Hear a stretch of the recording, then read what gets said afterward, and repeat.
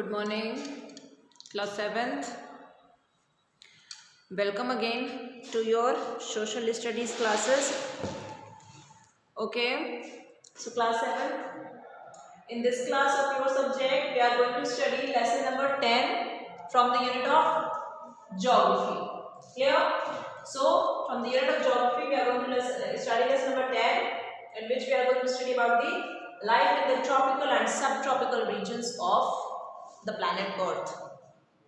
So, to study this chapter, you have to come to page number 246.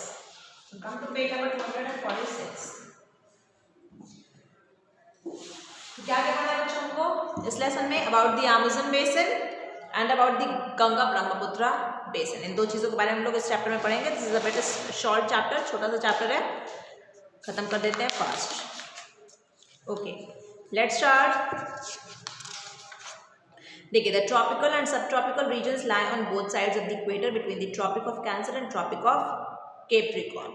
In the tropical zone between 15 degree north and 15 degree south lies the Amazon basin. तो देखिए, tropical zone में 15 degree north से लेकर 15 degree south तक के बीच में आपका Amazon basin है, लाई करता है. और गंगा ब्रह्मपुत्रा बेसिन कहाँ पे है? सब ट्रॉपिकल रीजन में है, which lies between the 22 degree north and 30 degree south. Both these basins are diverse in many respects, such as climate, vegetation, and social and cultural aspects. तो ये जो दोनों जगह हैं, जो बेसिन है, गंगा ब्रह्मपुत्रा बेसिन और अमेज़न बेसिन, ये दोनों आपस में बहुत ज़्यादा अंतर है. दोनों में, दोनों का कल्चरल डिफरेंस में अंतर है, दोनों का क्लाइमेटिक रीजन में अंतर है. Let us study the two rivers basins in details in this chapter. Okay, the first of all, the Amazon basin. पहले पढ़ेंगे हम लोग about the Amazon basin.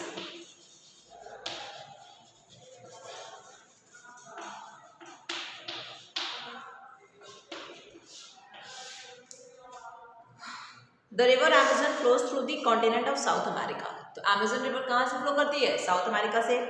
The Amazon is the second longest river in the world after the Nile in Africa. Underline कर लीजिए, Amazon जो है वो second longest river है after the Nile river in Africa. आपको पता है ना, रिवर नील जो है वो सबसे लंबी नदी है और वो अफ्रीका में है. ओके, चलो. But in terms of size and volume, Amazon is the largest river in the world. जो साइज और वॉल्यूम की अगर आप बात करोगे, कहाँ पे ज़्यादा पानी है, गहराई है, वो आपका यही है, अमेज़न रिवर. ठीक है, it is the largest river in the world. It originates from the snow clad Andes mountains of Peru. Underline कर लीजिए, कहाँ से ओरिजिनेट करती है? स्नो क्लैड एंडीज माउंटेन्स से, जो कि पेरू में है. It flows eastwards and merges with Atlantic ocean near the equator. Atlantic ocean से जाके मिल जाती है. This river has more than 100 smaller tributaries. The length of Amazon is 6992 kilometer. Underline. It lies between Guyana and Brazilian highlands and has the largest river basin in the world. तो largest river basin जो है वो किसका है? Amazon river का. It is also known as Amazonia. ठीक है. It holds 20% of the Earth's fresh water. अब underline करिए कितना important है. जो हमारे Earth का fresh water है, उसका 20% water आप Amazon basin में आपको मिलेगा, Amazon river में. Flow of river is very strong. बहुत तेजी से धार इसकी बहती है. क्लाइमेट का क्या हाल है यहाँ पे? As the Amazon basin is located near the equator. चूंकि इक्वेटर के पास है, तो आप बताओ कैसा होगा? Climate is hot and wet throughout the year. गर्म और नमी रहती है वातावरण में. It receives plenty of rain. Amazon river पे प्लेंटी ऑफ मतलब बारिश जब होती है तो बहुत ज़्यादा मात्रा में बारिश होती है. The total annual rainfall is more than 200 centimetre. More than 200 centimetre मतलब क्या? बहुत ज़्यादा बारिश हो रही है, अच्छी बारिश है. Days and nights are nearly equal length throughout the year. रात और आपका दिन जो है वो लगभग बराबर का होता है. वेजिटेशन की क्या कंडीशन है? बिकॉज ऑफ द हॉट और वेट क्लाइमेट, तो वेजिटेशन कैसा होगा? Is rich in natural vegetation. ठीक है, जैसे कि equatorial rain forest of found here. आप लोगों ने इक्वेटोरियल रेन फॉरेस्ट के बारे में पढ़ा था ना, वो यहाँ पे आपको मिल जाएगा. The forest are large and thick with different kinds of trees. Clear. Major trees कौन कौन से फाउंड होते हैं? महोगनी और इबोनी. टिम्बर हमें मिलता है इन ट्रीज से, जिससे हम लोग फर्नीचर बनाते हैं और अदर थिंग्स में उसका इस्तेमाल करते हैं. बिसाइड्स टिम्बर और क्या क्या मिलता है? Rubber, nuts, cocoa, wax, gums, resins, ये सब हमें इस फॉरेस्ट से मिलता है. Amazon basin in South America. अब देख लो, ये साउथ अमेरिका का मैप है. ठीक है, अटलांटिक ओशन में जाकर के मर्ज हो जाती है अमेज़न बेसिन. देख लो यहाँ पे, इधर पैसिफिक ओशन है, पेरू, बोलीविया, कोलंबिया, वेनेजुएला, गियाना और ये ब्राज़ील और ये इक्वाडोर. ये सब कंट्रीज को अमेज़न बेसिन टच कर रही है. चलो एक्सप्लोर मोड में आ जाओ। Temperature in the Amazon rain forest remain around 27 degree Celsius all year around. साल भर यहाँ पे 27 डिग्री सेल्सियस ही तापमान होता है, ना घटता है ना ज़्यादा बढ़ता है। वाइल्ड लाइफ की क्या कंडीशन है बच्चों? Rain forest in this area support a wide variety of wild animals, यहाँ पे ज़्यादा है, जैसे कि मैमल्स हैं, रेप्टाइल्स हैं, बर्ड्स, इंसेक्ट्स हैं। चलो around 600 species of mammals are found here. 600 species लगभग हम लोगों को अमेज़न बेसिन में मिलते हैं, वो होम है। Amazon basin has 2 million species of insects, 2 million underline. 600 species किसके? मैमल्स के। मैमल्स कौन से जानवर होते हैं? जो दूध पिलाते हैं अपने बच्चों को, ठीक है। उसके बाद large variety of Amazon basin has 2 million species of insect है। लार्ज वेराइटी ऑफ बर्ड्स और रेप्टाइल्स भी यहाँ पे हमको मिलती है। अमंग दी बर्ड्स देखिए कौन कौन से बर्ड्स हैं? टुकान्स, हमिंग बर्ड्स, पैरट्स, ये सब यहाँ पे आपको लगभग सब जगह देखने को मिलेंगे। एलिगेटर्स और क्रोकोडाइल्स, ये जो है ये मडी और Sandy banks of the river पे आपको मिल जाएंगे, जहाँ पे कीचड़ भरा, सैंड से बालू भरा है, कीचड़ भरा है जगह अमेज़न रिवर का, वहाँ पे आपको रेप्टाइल्स, देखिए फोटो भी बना है क्रोकोडाइल्स का। एलिगेटर्स ये मिल जाएंगे आपको। Thousands of species of fishes and aquatic plants and animals are also found in this region. Clear? लो अब लोग जो सभ्यता है यहाँ की क्या है भाई? There are 2 types of people living in the Amazon basin. 2 तरीके के लोग होते हैं। कैसे होते हैं? The first type consist of the tribal aborigines. तो सबसे पहले जो आदिवासी हैं वो रहेंगे। They live in the forest and obtain their food by hunting and fishing. Hunting और फिशिंग से ये लोग अपना खाना बनाते हैं या फिर अपने खाने को ऑब्टेन करते हैं। These tribals are fierce fighters. ये लोग बहुत ही अच्छे होते हैं लड़ने में। देखो फ्रांसिस्को डी ओरेलिना का फोटो भी बनाया। The more advance tribals live in villages. और मोर ट्राइबल्स जो थोड़ा सा एडवांस हो गए हैं वो विलेजेस, गाँव में रहते हैं। Second type of people comprise the Europeans. जो दूसरी सभ्यता के जो लोग रहते हैं वो कौन है? यूरोपियंस हैं। Who came and settled here after south America was discovered. तो साउथ अमेरिका का डिस्कवरी हुआ, ठीक है, कोलंबस ने ही किया था। कोलंबस की कहानी आप लोग पढ़ोगे, आगे आओगे तो अभी, ठीक है। Incidentally the first European to reach the Amazon river basin was Francisco de Orellana, Spanish sailor. देखिए द फर्स्ट यूरोपियन जो कि अमेज़न रिवर बेसिन पे जो पहुंचे थे वो कौन थे? फ्रांसिस्को डी ओरेलिना, जो कि स्पेनिश सेलर थे, ठीक है। कोलंबस भी बच्चों स्पेन के थे, ठीक है ना। तो स्पेन में क्या था कि सेल करने के लिए ये लोग जाते थे और ये लोग जो अर्थ में नई नई जगह है उनकी खोज करते थे। तो सबसे पहले कौन गया था? फ्रांसिस्को डी ओरेलिना, क्या नाम है इनका? ओरेलिना। इन्होंने अमेज़न बेसिन को ढूंढा या फिर पता लगाया उसके बारे में। He along with this man first reached the Amazon basin in 1541 AD। Underline करिए। He battled with the fierce female warriors of the local tribes। इन्होंने लड़ाई की fierce female warriors से, ठीक है। He compared these female tribal warriors with the female warriors of Greek mythology known as Amazons। Thus he named the river as Amazon। जो fierce female fighters थी इन्होंने उसकी तुलना की किसके साथ? जो फीमेल ट्राइबल वॉरियर्स थी ग्रीक मैथोलॉजी की, और उनको ये लोग अमेज़न्स बोलते थे, तो इसीलिए इन्होंने इस नदी का नाम अमेज़न रिवर रख दिया। With the coming of Europeans life in the Amazon basin started changing. जैसे कि many big farms came into existence and the new settles started growing crops. यहाँ पे क्रॉप्स कैसे ग्रो करने लगे? कॉफ़ी के, मेज, कोकोआ, ये सब चीज़ों के। For setting up farms many rich forest were cleared. बहुत सारे पेड़ों को काटा गया, फॉरेस्ट को क्लियर किया गया। New settlers used in basin land for building big cities or grazing grounds for their cattle। They also started extracting minerals from the basin, ठीक है ना। मिनरल्स जो है वो बेसिन में बहुत है, उसको भी एक्सट्रैक्ट करना शुरू कर दिया। Explore more. Farmers in the Amazon basin practice shifting cultivation. Important, underline. Amazon basin में शिफ्टिंग कल्टीवेशन, इसमें क्या था? Slash and burn method. एक पार्ट ऑफ जमीन पे पहले उस पर क्रॉप को प्लांट करते थे, उसके बाद वो जब हो जाता था तो उस जमीन को जला करके आगे नेक्स्ट फील्ड में वो लोग बढ़ जाते थे। They clear the land by burning trees and bushes. The ash is then mixed with the soil to enrich it, enhance its fertility. Farmers grow crops for a few years and then shift to another plot. They plant trees in the abundant fields. ये हो गई आपकी कहानी about Amazon basin. Now come to the Ganga Brahmaputra basin.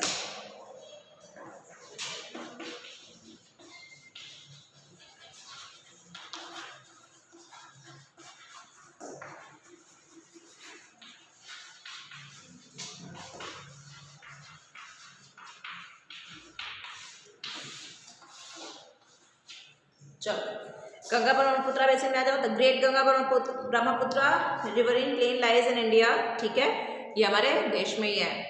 It's length from east to west is about,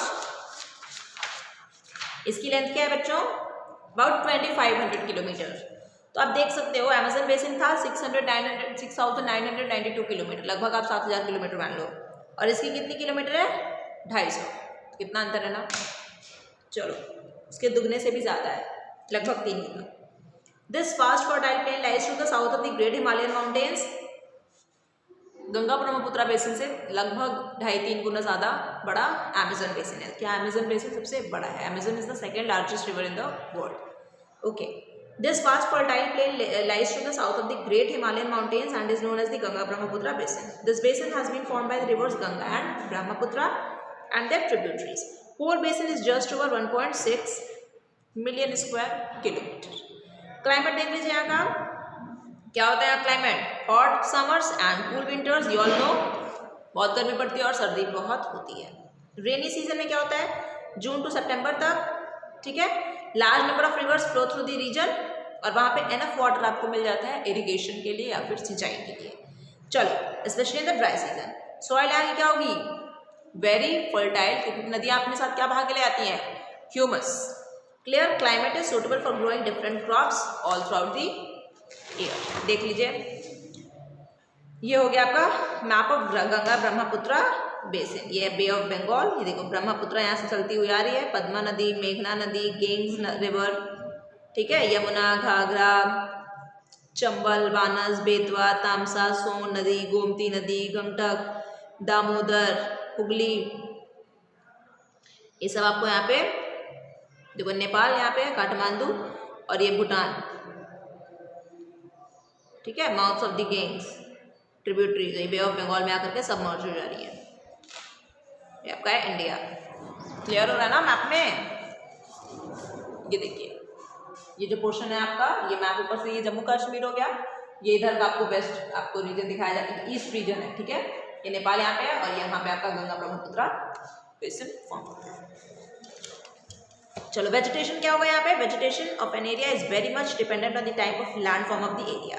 trees कौन कौन से यहाँ पे होते हैं, साल हो गया, टीक, पीपल, ये सब गंगा ब्रह्मपुत्र प्लेन में आपको मिल जाएगा।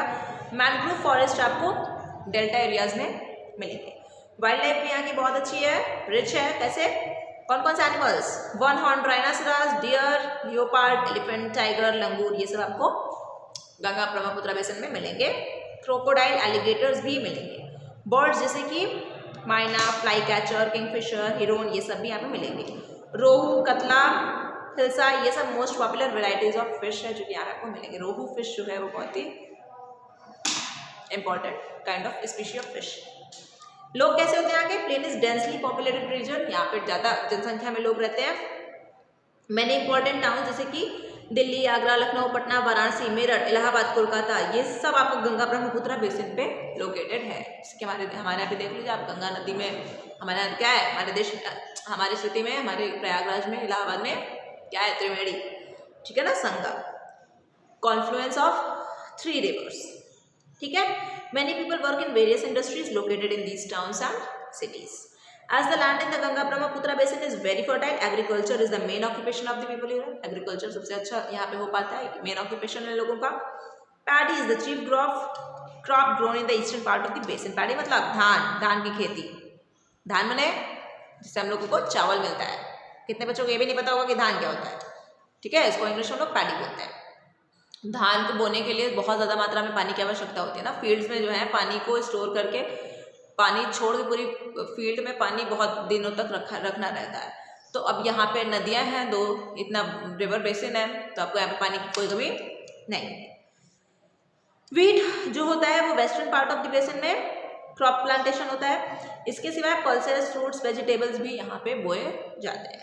फ्रूट्स में कौन कौन से, मैंगो हो गया, ठीक है, आम, जैक फ्रूट मने कटहल, इसका कोआ खाते हो तुम सब, पपाया, ये सब हो गया।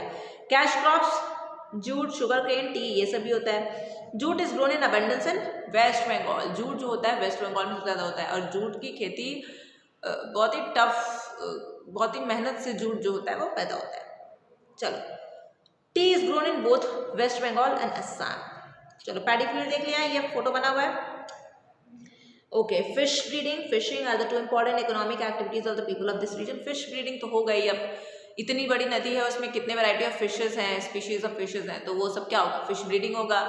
जो लोग फिश खाते हैं उनके लिए भी इस्तेमाल में आएगा। फिश से बहुत सारी चीज़ें हैं, तेल हो गया, बहुत सारी दवाइयों में उनका इस्तेमाल होता है, तो वहाँ पे इनका भी एनरिचमेंट है। चलो, cattle are raised for milk and meat, cattle को भी रेज किया जाता है मिल्क और मीट के लिए। Goats, pigs and sheep are also raised. Gum, honey, bamboo, cane and some of the important forest products of this region. तो हमको फॉरेस्ट से क्या मिलता है, गम, हनी, बैम्बू, और क्या मिलता है, क्या, गम, केन, ये सब मिल गया। चलो बच्चों, तो this was the short chapter, we have completed this. Now glossary you will do it by yourself, and points in brief also you will do it by yourself, and then we will do the question and answers in the format of PDF. Okay, thank you.